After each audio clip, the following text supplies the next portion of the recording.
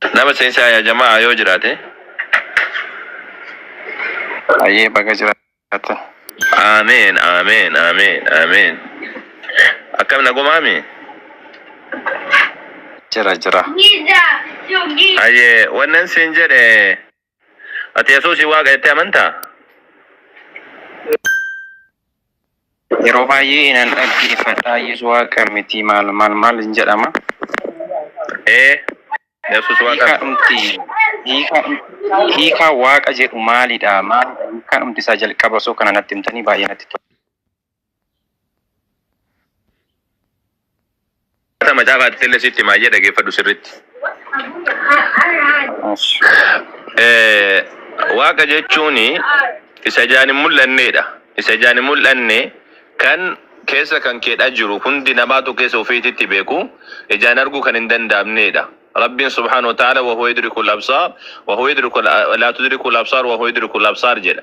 Iji ilaaltuun kamiyyuu argaan kamiyyuu isa arguu hin dandeessu isatti dhaqqabuu hin dandeessu inni amma uuma hunda argaa jedheetiin dubbataa jechuudha. Macaafa keessaallee Timaateos 1:16 irratti Waaqayyo duwwaatu hundu inni ifaa itti omti nutti dhiyaachuu hin dandeenye keessa jiraata. Waaqayyo takkaa namni isaan argine arguullee hin danda'u jedheetiin dubbataa jechuudha. Lammaffaadha ammoo Rabbiin waa hunda irratti danda'a. Inna Allah ala kulli shay'in qadiir. Waa hunda irratti danda'aadha. Inni samiif dachii uume jechuudha. Macaafa keessatti illee Waaqayyo waan hundumaa irratti danda'aadha jedheetiin Maatewos 19 irratti ni dubbata Yesuus Kiristoos. Waaqayyo waan hundumaa danda'a jechuudha. Sadaffaadha ammoo Waaqayyo leessa kamithlihi shay. Wanni isa fakkaatu tokkolleen hin jiru uumama isaarraa. Uumamni isa fakkaatu tokkolleen hin jiru beekumsa isaa keessatti dandeettii isaa keessatti waan hunda isaa keessa wanni isa fakkaatu illee hin jiru. Macaafa keessatti illee Isaayyaas 40 irratti wagguu dubbatu maal jedheetiin dubbata eenyu wajjin wal na fakkeessitu eenyu wajjin wal bukkeena qabdu jedheetiin dubbataa jechuudha. Kanaafuu kunniin amma amaloota isaati. Sadaffaa afuraffaa irratti ammoo gabaabsi siimuudhaaf muraasa siimuu malee guutuu siin finimu. Wama hunda beeka wa huwa bikulli shay'in aliim.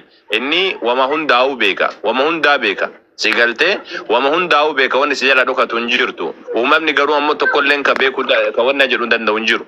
Ka waa hunda beekuu danda'u hin jiru yoo Rabbi tokko jetaate malee inni wama hunda beeka wanni si jala dhokatu hin jirtu. Wanni dachii jalaa wanni samii keessaa wanni bahara keessaa wanni kamiyyuu wanni Rabbi jala dhokatu hin jirtu jechuudha. Shanaffaadha kasii xumuruun inni uumaa waa hundaati. Wa huwa الله خالق كل شيء ومن رب سبحانه وتعالى اللهين وما وهندات وان تقول لك اني ننجرو انا تؤمجد وما خلقت الجن والانس الا ليعبدون ندبت على انا تؤمجد ما جاب كيست اللي سميس كوباكو ديرسي سمي كوباكو ديسي بنتي واقا كوباكو ديسي دچيس كوباكو ديرسي يموس انيو تناو جنتوريجد وان تقول لك وانا سوى جنتورينجرو كوباكو اومجد وما هندساتو جيچون ان دبتا inni dubbatu sun ammoo ana qofa jedheetiin dubbata ifa baasa nabiyyoota ergu sanitti ammoo ana jedheetiin Rabbiin dubbata jechuudha. Ana jedhee dubbata hin jallisu hin saalfatu of gad hin deebisu Rabbiin subhaanahu wa ta'ala nama tokkotti illee mul'atu si galtee uumama hundumaa ol jira waa hundaa ol jira. Wanni tokkollee wan uumama kana keessa hin jiru inni waa hundaa ol jira garuu ammoo osoo waa hundaa ol jiru iyyuu uumamni kun isa biratti akka waan harka isaa keessa jiruuti si galtee wanni sarara dhokatu tokkolleen hin jiru jechuudha. Wanni tokko sarara dhokatu tokkolleen hin jiru. Yesuus Kiristoos akka Waaqayyo gubbaa jiru dubbateetiin jira. Maatewos 20 irratti wagguu dubbatu isin bantii Waaqaatiin kakatina. Waaqayyo isa teessicha isa bantii Waaqaa irra taa'u saniin kakadhaa malee jedhe si galtee isa gubbaa jiru jechuudha itti baana. Waaqayyo isa gubbaa jiru jedhee yeroo hunda barsiisaa jechuudha. Yeroo kanatu illee Yesuus Kiristoos gara Waaqaatti ol ilaalee yaa abbaa jedhee kadhatee jedha. Si galtee kanaafuu Rabbiin isa kana. Yesuus Kiristoos ammoo faallaa kanaadha. Ani humna kootiin homaa gochuu hin danda'u jedha. Ani guyyaa qiyaamaadha guyyaa dhufaansaadha hin beeku jedheetiin dubbatee jira. Si galtee namaadhaan mul'atee jira. Rabbiin ammoo mul'atu ifaa homtu nuti dhiyaachuu hin dandeenye keessa qaba Rabbiin subhaanahu wa ta'ala. Yesuus ammoo ifaa qabaachuu dhiisiiti. Maabiraatti nu yeroo san keessa hin jirtu. Namni ijaan arguu ture wanni tokkollee wanni inni ajjabate hin jiru. Namni qabeetiin tume jedhametti amanamu. Kanaafuu ulaagaan Rabbiin subhaanahu wa ta'ala wanni ittiin himamu isa kana Yesuus ammoo waan Rabbiin itti himamu irraa qulqulluudha. Rabbitu waa kenneef malee inni waaqa miti siin jechuudhaaf. Ayyee siif seereetii yaada. Okay. Waan baay'ee naa ibsitanii galatoomaa siin jecha. Ani kanan sin gaafadhe. Waaqayyoo fi waan tokkodha. Hiikaan Waaqaa fi Waaqayyo tokkodha sinin jechuun barbaade jechuudha. Waaqa jechuun samiidhaan jedhama. Waaqa jechuun samiidhaan illee jedhama. Uumama tokko saddeet isti uumama tokko saddeet na baasaa meesine yoo macaafa qulqulluu qabatanii jirtan. Tokko saddeet. Ati waan dubbachuu barbaade san ibsi mee rakkoon qabuuti. Waan dubbachuu barbaade san ibsi waan rakkoon qabu. Sana na dubbisa sana irratti dubbadhaan. Eeyo dubbisiiti waan godhi siin jechuudha fayyee si dubbisuu barbaade waan rakkooleen qabu laakiin haa dubbattuu barbaadeeti malee. Eeshi dubbisa. Uumama tokko saddeet. Ayya akkana jedha. Waaqayyo bantii sana waaqa jedhee moggaasee galgalli sin ta'e ganamni sin ta'e kun guyyaa lammaffaadhaa jedha. Inni uume sun waaqa moo waaqayyoodha? Waaqayyotu uumee jedha inni. Waaqni maallare? Waaqni waaqa isa kana gubbaa kana ka jiru kan ijaarumaa gubbaa kana jirudha. Kanaafuu uumama moo uumaadhaan? Waaqni moo? Waaqni uumamaadha. Akkamitti waaqa kanaafuu dhugaa dubbattanii jechuudha. Yesuus Kiristoos waaqa miti yeroo jettan dubbattanii jechuudha. Waaqa miti yammayyuu nan jedha. Waaqa miti waaqayyoodha malee jenna.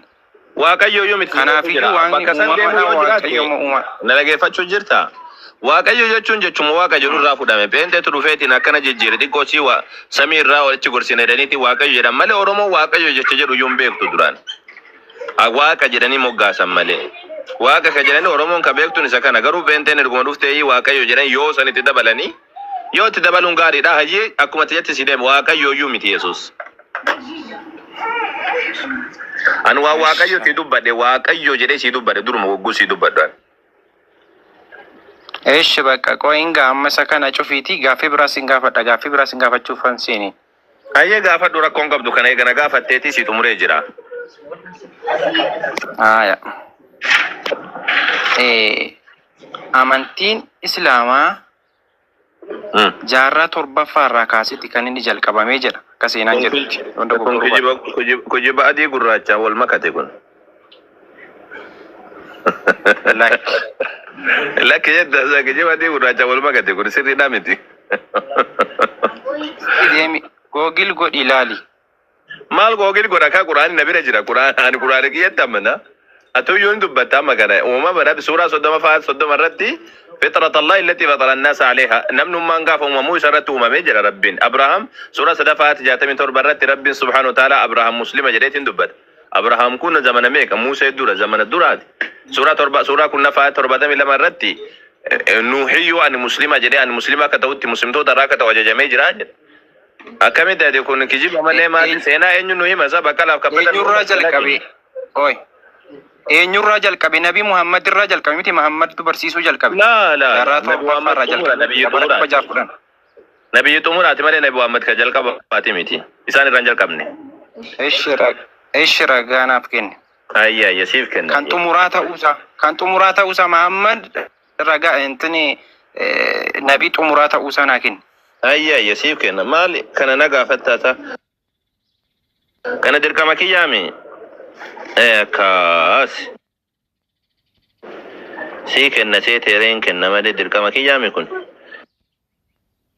suuraa 33 kottu ayata 40 askot dafiti okay aywa argu jirta kuno suuraa 33 ayata 40 argu jirta miti isa si dubbisa Muhammad dhiirota keessan irraa abbaa nama tokkoo sin taane jedha garuu inni ergamaa rabbiitii fi xumura nabiyyootaa ta'ee jedha argu jirta asitti mul'ata xumura nabiyyootaa ta'ee rabbiin xumura ingilifaan illee yoo wanna jette kun argu jirta Nabi Muhammad alayhi salatu wassalam but he is the messenger of Allah subhanahu wa ta'ala and the seer yookaan ammoo hiikni isaadha last of the prophets jedhee dubbata nabiyyoota keessa kan xumuraati okay itti mul'ata isaa ishaa ta'u wargeera. Kanaafuu inni googilii irra jiru sunii fi fakkeenyaaf kitaaba irratti kan yeroo barachaa ture kanan arge kitaabota istirii rafaa jiran natti fakkaate jalatti baradheera. Jaarraa torbaffaarraa akka jalqabeera kan inni dubbatu kun hundi isaa sobadha jechuudha. Walla sirrii miti suni keessattuu manni barnoota Itoophiyaadha biiroon barnoota Itoophiyaa waan kana sirreessuu qaba malee muslimni akkasitti namanu dabalataani muslimni nabiyyi Muhammad nabiyyi xumuraatedha malee nabiyyi jalqabaati jedhee namanu muslima hunda yoo gaafatte amma nabiyyi Muhammad kan jalqabaati moo kan xumuraate yoo jette kan xumuraati siin jedha. Nabiyyoonni dura fakkeenyaaf amma rabbiin subhaanahu wa ta'aala wagguu dubbatu suuraa sadaffaa آيات سريرة يجود والذي أنزل عليك الكتاب الله إن إذا كتاب سرة بوسيد نبي محمد أنزل عليك الكتاب الحق